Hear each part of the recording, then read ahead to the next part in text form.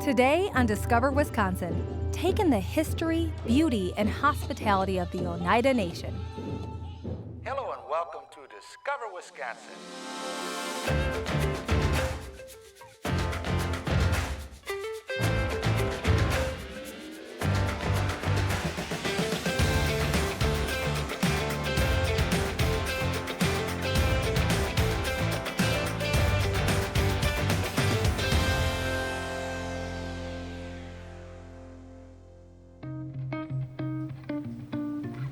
The Oneida Nation may be well known for its casinos, but the tribe offers so much more. Come with me and immerse yourselves in the Oneida culture and heritage. Let's go explore. The Oneida Nation Reservation is located in parts of Brown and Outagamie counties. In fact, it's so intertwined with Green Bay, you may enter the reservation without even realizing it. But from the air, it's hard to miss with turtle-shaped traffic circles and a turtle-shaped school. The turtle represents one of Oneida Nation's clans. The others are the bear and the wolf. But to truly understand the Oneida people, you need to know their history. Tribal elder Lee Gordy McLester has researched the Oneida's history for decades. They think that the formation of what we call the Iroquois Confederacy, or the people of the Haudenosaunee, goes back about 1,100 years. Oneida Nation originated in upstate New York. After the Europeans settled and took over parts of the eastern states, they pushed the Native Americans out of the area and effectively split the Oneida Nation into three factions: one in Ontario, Canada, one in Green Bay, Wisconsin, and one in the New York area. The Wisconsin Oneida were originally part of an Iroquoian-speaking people and one of the 6 nations of the Iroquois Confederacy, or Haudenosaunee, made up of the Seneca, Cayuga, Onondaga, Oneida, Mohawk, and Tuscarora. But when Europeans started coming to America, tensions increased between the native people and the foreigners. First, the French came in, and they would hunt and fish and get to trade. And then when they got what they wanted, they went back to France. But then came the English and began to occupy along the Atlantic border. Pretty soon, it was causing a tremendous conflict between the Indians and whites for just mere food, not even considering the land. When tensions between the American colonies and the British resulted in armed conflict, the Haudenosaunee Confederacy tried at first to remain neutral and then to reach agreement on which side to support. In the end, the Grand Council decided to let each nation choose its own path in the conflict. The Oneida Nation and some Tuscaroras joined with the colonists, becoming the nation's first allies and providing critical help on and off the battlefield. After years of war, land that they had once occupied and helped protect was now being taken away from them. After the war, the lands that they took away from the Indians, they were claimed by the colonists. Those lands were used to pay the colonists that hadn't got paid during the war. The Oneida moved to the territory that would later become Wisconsin, and the 1838 treaty with the Oneida established the Oneida Reservation. At the time, the government determined there were 654 tribal members and therefore designated approximately 65,400 acres for their reservation in Wisconsin, or 100 acres per person. So the Oneidas came out here, and they came out here in small groups. The land would run up through Sturgeon Bay, down to Milwaukee, almost west to the Wisconsin, and to the lower part of Michigan. Although the Oneida lost much of their land, they are slowly repurchasing land they once owned and improving it for all to enjoy. Recently, they christened Amelia Cornelius Culture Park, where visitors can learn all about the Oneida history and way of life. And just a short jaunt away in De Pere is the Oneida Museum, where you can spend a few hours taking a tour and learning about the Oneida's history.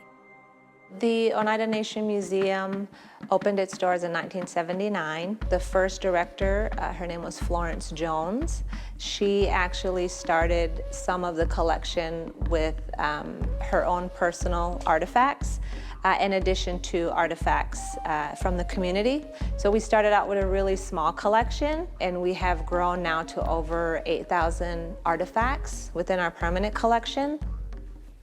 Our mission here at the Oneida Nation Museum is to protect, maintain, and strengthen the history of our culture. This is a hidden gem. Not a lot of people are familiar with Native history, and we have a physical place where people can have the opportunity to learn, about your Native history, but also to learn about the struggles as well as the triumphs of American Indians, and also too for our Oneida people, it also helps to build a positive sense of self-identity and cultural identity. Plan your adventures in every corner of our state by streaming Discover Wisconsin anytime, anywhere. Watch full episodes on Apple TV, Amazon Fire, Roku, Chromecast, and Smart TV. Coming up, from past to present, see how the Oneida people have farmed their way to success.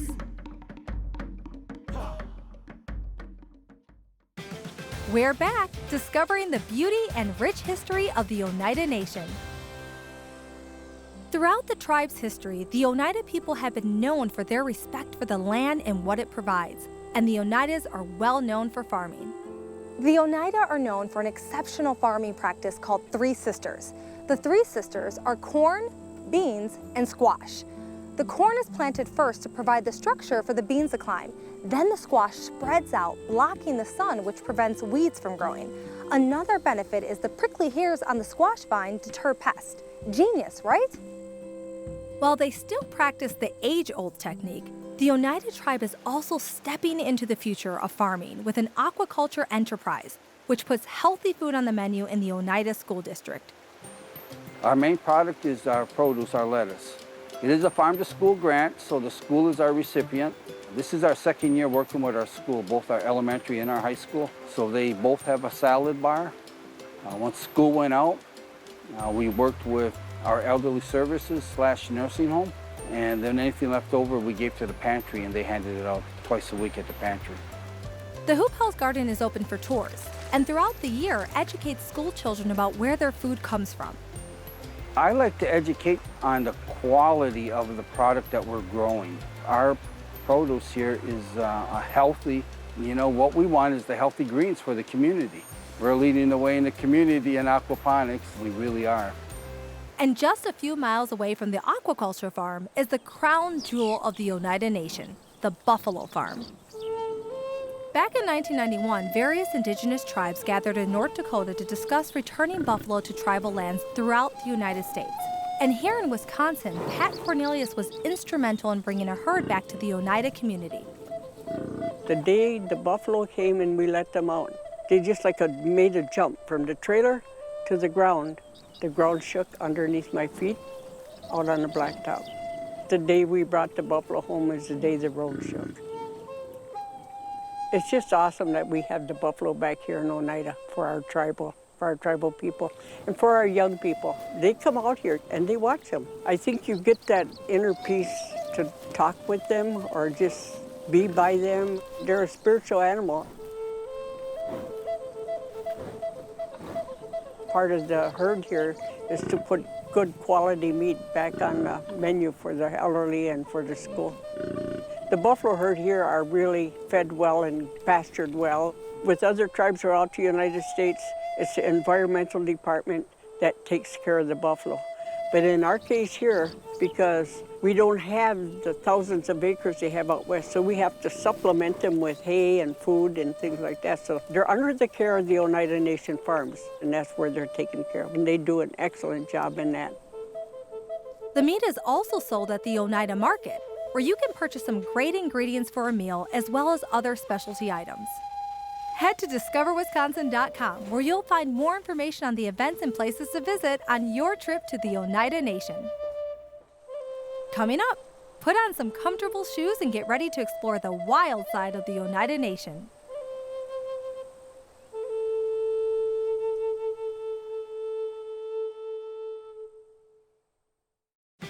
We're back, discovering the history and beauty of the Oneida Nation. While the Oneida have certainly preserved and nurtured farmland in Wisconsin, the tribe has also made great strides in preserving and restoring wetland habitats for everyone to enjoy.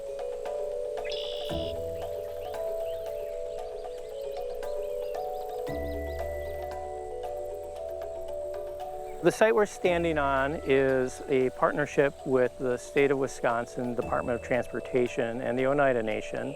As the DOT is doing their road projects, they're going to inevitably encounter wetlands.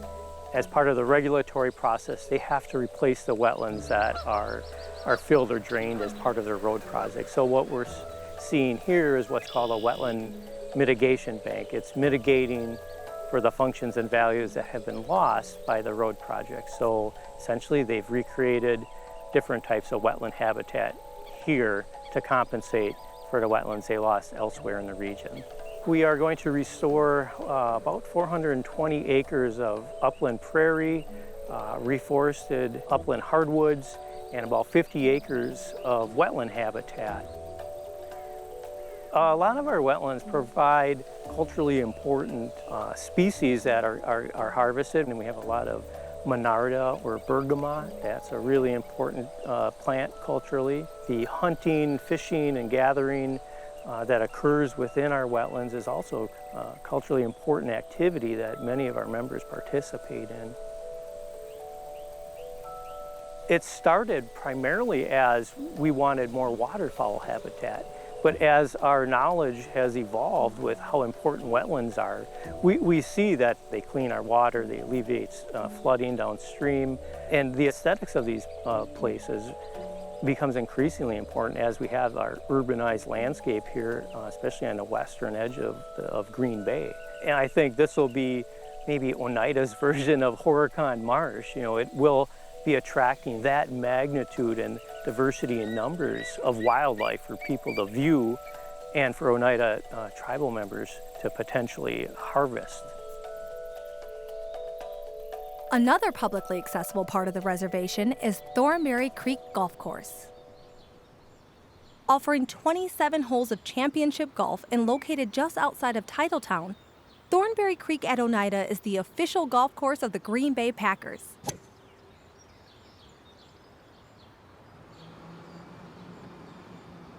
And perhaps the most prominent achievement for the Oneida Nation is the Amelia Cornelius Culture Park. Our cultural grounds here are incredibly important to not only Oneida, but the surrounding community, because it gives us an opportunity to actually teach people about who Oneida is and actually teach our own people who we are. Visitors are welcome to explore the Longhouse and interact with the displays. We have a life-size longhouse that's 65 feet long, 20 feet high, and 25 feet wide to basically represent the type of home that we would have lived in hundreds, thousands of years ago. It kind of is the central reason of why we exist. The people that lived in the longhouse worked together to make sure that everyone survived. Tourists or visitors, anyone that comes to visit Oneida, we really want to show them the Longhouse. We want to really explain the different facets of the way that we used to live and how important it was. There's all these different messages and things about our lives and our correlation to the earth and taking care of the earth that is really important for us to get that story out and tell people in a really good way and a fun way. See more photos of the Oneida Nation and start planning your own visit at discoverwisconsin.com. Coming up, the fun side of the Oneida Nation. Discover Wisconsin is back, enjoying all there is to do at the Oneida Nation. One of the best ways to experience Oneida culture is at the annual 4th of July powwow. It's a chance for the Oneida Nation to share their culture and invite the public to join in the festivities.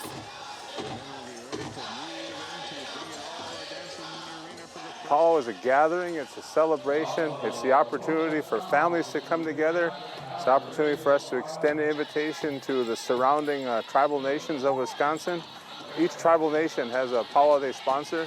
This one here in Oneida, 47 years this powwow has been going on, and people come from all over. We have people from First Nations communities of Canada. We have people as far away from California and Florida, Arizona, New Mexico. So it's really about the renewal process. Each time you have it, it's brand new, you make it fresh again, and you enjoy each other's company. One of the largest powwows in the Midwest, the weekend-long celebration is not only a chance to see some spectacular dancing and ornate regalia, it's a chance to experience some Oneida crafts and food. There's different styles of dress, and Grand Entry is the best place to recognize that. We have men's traditional, women's traditional, buckskin, cloth dance within those traditional categories. We have jingle dress, which is a style that originates here in the Great Lakes region. When you look at it, this is a social gathering. To renew that social relationships between families and people, people can expect to enjoy the company of the people around them. They have the opportunity to dance during the intertribal sections of our program, and they have the opportunity to experience the best of craft from all over North America. And most importantly, they have the opportunity to take a break from their diet and have some really good food. Another way to take in some of the Oneida culture is head to the Amelia Cornelius Culture Park and enjoy an ancestral play in the outdoor amphitheater. I am Bear Clan, and people of the Standing Stone is the land and earth that I come from. And I just want to thank everyone for coming, and have a good night. Events are held throughout the summer so you can learn a bit of Oneida history and enjoy an evening under the stars. During the fall, head back there again for Big Apple Fest. I am so excited to be here at the Oneida Big Apple Fest, and right behind me is the King Girls Barrel Racing. Let's go check it out.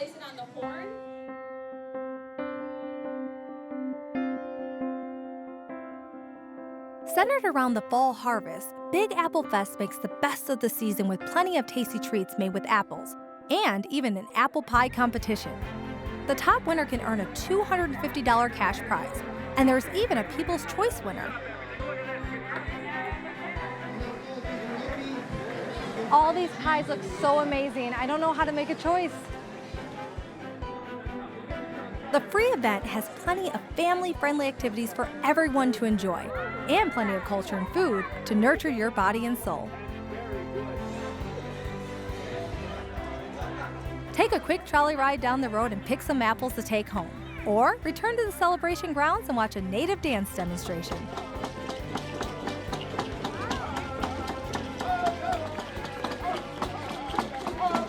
This is incredible. They are so talented. Whether you want to spend a couple of hours, a day, or a week, the Oneida people are happy to share their many attractions with you. I think it's great for anyone to come visit Oneida. We have a great culture. We're very friendly. Our hospitality is well known. There's a lot to come visit and see. Obviously, the Oneida Casino, the Radisson Hotel, Amelia Cornelius Culture Park, and really have lots of events that happen, year-round from different powwows. Our big annual powwow in July, Big Apple Fest. So there's a lot of great opportunities for people to come out and learn a little bit about Oneida. From the wetlands to the farmlands and the many cultural festivals in between, Oneida Nation is truly an amazing and welcoming area to visit.